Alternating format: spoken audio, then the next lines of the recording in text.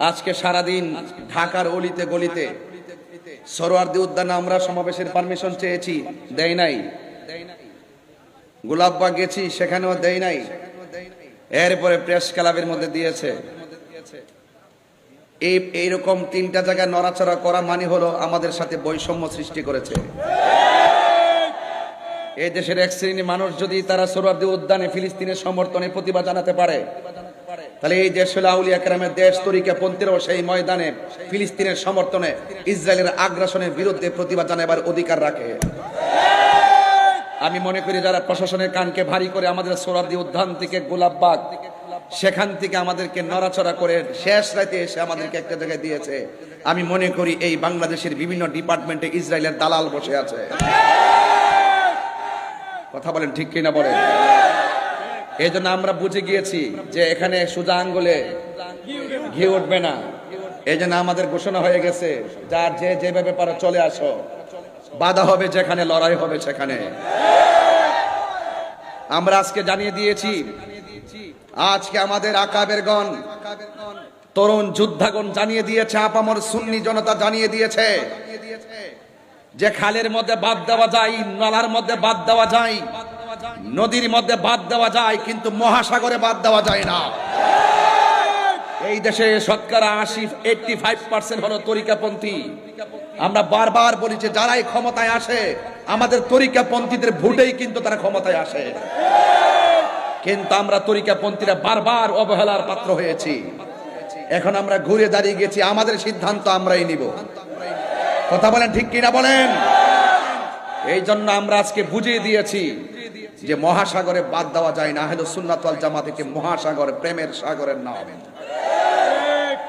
এই জন্য আপনারা যারা আজকে অক্লান্ত পরিশ্রম করে, আজকে যারা অক্লান্ত পরিশ্রম করে ফিলিস্তিনের সমর্থন জানিয়ে ইসরায়েলের আগ্রাসনের বিরুদ্ধে প্রতিবাদ করেছেন, এবং যারা ঢাকার রাজপথকে ইয়া রাসূলুল্লাহ ধ্বনিতে কাঁপিয়ে দিয়েছেন, ইনশাআল্লাহ পরিষ্কার আগামীতে শুধু কর্মসূচি ঘোষণা হবে, সেখানে সরাসরি মহাসমাবেশ হবে। এই বাঁশখালীর মানুষ, চট্টগ্রামের মানুষ, কথা কি?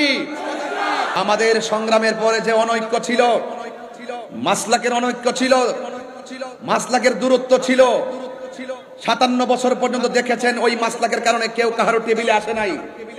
আল্লাহ রহমতে আমরা ওই দরবারগুলো মাসলাকের ভিন্নতা থাকলো, আমরা ইস্যু ভিত্তিক ঐক্য হয়ে গেছি। কথা বলেন ঠিক কিনা? এখানে কোনো ভেদাভেদ নাই, সবাই আজকে গিয়েছে। যেই সমস্ত পীর মাশায়েখদের দরবার আমি যেতে পেরেছি, আমরা যেতে পেরেছি, এমন কিছু দরবার আছে আমরা সময়ের অভাবে যেতেও পারি নাই। আজকে আমরা দেখেছি ওই সমস্ত দরবারগুলো দাওয়াতের অপেক্ষা করে নাই। তারা মুরিদান নিয়ে, ভক্তবৃন্দ নিয়ে আজকে শুধুমাত্র সোহরাওয়ার্দী উদ্যান নয়, গোলাপবাগ নয়, আজকে শুধুমাত্র প্রেস ক্লাব নয়, সারা ঢাকা শহর সোহরাওয়ার্দী উদ্যানে পরিণত হয়েছে। কথা বলেন ঠিক কিনা?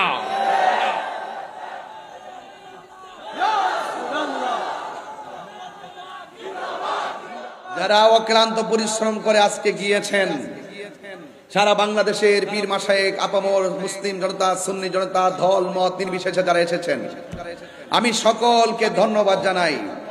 এবং আগামীর যে কোনো কর্মসূচি বাস্তবায়নের জন্য ডাক দিলে আপনাদেরকে কি পাওয়া যাবে? আমরা আর পিছিয়ে থাকতে চাই না। আমাদের অধিকার আমরা আদায় করে নিব ইনশাআল্লাহ। এই জন্য কোন সুন্নি এককভাবে গোপনে সিদ্ধান্ত নেবেন না। সারা বাংলাদেশের আকাবেরগণ সিদ্ধান্ত দিবে এই তৃণমূল সুন্নিরা কোন দিকে যাবে। কথা বলেন ঠিক কিনা? এই জন্য এই দেশ আউলিয়া কেরামের দেশ, এই দেশ বাবা শাহজালালের দেশ। 360 আউলিয়ার পদতলিতে সিলেট ধন্য, 12 আউলিয়ার পদতলিতে চট্টগ্রাম ধন্য। কথা বলেন ঠিক না ঠিক? শুধু একটা মিস কল দিয়েছি।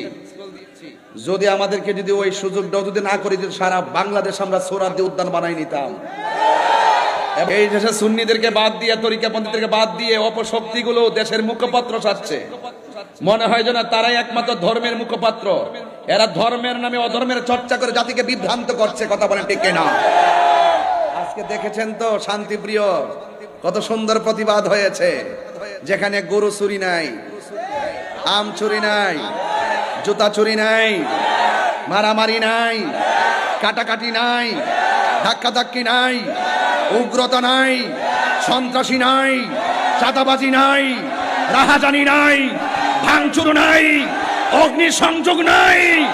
সুন্নি জামাত শান্তির নাম কথা বলেন ঠিক না? আমরা আবারও প্রমাণ করে দিয়েছি। সুতরাং সুন্নিদেরকে ট্যাগ দিয়ে কথা বলবা না। এই দেশে আমরা দেখি সবচাইতে রাজনৈতিকভাবে সুবিধা ভোগ করে ওই শ্রেণীর গোষ্ঠীগুলো যারা ধর্মের নামে অধর্মের চর্চা করে। কথা বলেন ঠিক কিনা? আপনারা সবাই ঐক্যবদ্ধ থাকবেন। আমার আজকে খুব ভালো লেগেছে, আমি দেখেছি আমাদের অনুষ্ঠানের মধ্যে কওমি অঙ্গনের একজন হুজুর, একজন গুরুত্বপূর্ণ হুজুর জুনায়েদ আল হাবিব হুজুর, তিনি নিজেও এসেছেন। আমরা এটাই চেয়েছি, এটাই বোঝাতে চেয়েছি যে এখানে ফিলিস্তিনের ইস্যুতে আমরা ভেদাভেদ নাই। সব যে যেই দল করেন, যেই যে ধর্মের অনুশাসন করেন, সবাই আসার দরকার। কথা বলেন ঠিক কিনা? কিন্তু আমরা দেখি সুন্নিদেরকে মাইনাস করে রাখা হয়, সুন্নিদেরকে দূরে ঠেলে ফেলে রাখা হয়। আজকে শুধু একটা মিস কল দিয়ে বুঝাই দিলাম। পুলিশ প্রশাসন অনেক সময় মনে করছে ঢাকা কি এত লক্ষ লোকের ধারণ ক্ষমতা আছে, এই জন্য অনেক গাড়ি আটকাই দিছে, কয়েক হাজার 30-40 হাজার গাড়ি আটকাই দিছে, ঢাকা ঢুকতেই পারে নাই, জ্যামজট লেগে গেছে। যদি আমার মনে হয় সবাই ঢুকতে পারতো। এটা বাধা বিপত্তির মধ্যে যে অবস্থা, যদি সুযোগ পায় ঢাকা হয়ে যাবে ইয়া রাসূলুল্লাহর ক্যান্টনমেন্ট। আগামীতে আহলুস সুন্নাত ওয়াল জামাতের কোন আলেমকে ট্যাগ লাগায় কথা বললে তার জবাব হবে ইনশাআল্লাহ। জবাব হবে কিনা বলেন? আমরা মদিনাওয়ালার প্রেমের দালালি করি।